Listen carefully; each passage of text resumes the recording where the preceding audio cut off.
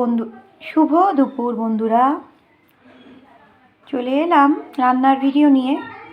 আজকে একটু তাড়াতাড়ি রান্না হয়ে গেছে, তো চলো।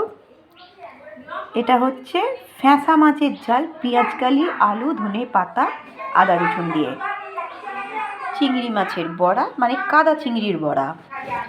এটা হচ্ছে চিংড়ি মাছ দিয়ে বাঁধাকপি তরকারি, আর হচ্ছে গরম ভাত। এই হলো আজকের মেনু। চিংড়ি মাছের বড়াটা কিন্তু খেতে আমার খুব ভালো লাগে। গোল গোল করে বানিয়েছি, বানিয়ে দুবার করে ভেজেছি, তাই এরকম দেখতে মচমচে লাগছে।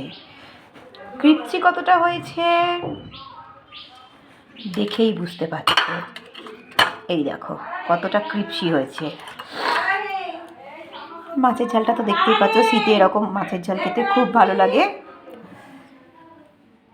এখন টাটা, আসছি পরের কোনো ভিডিও নিয়ে।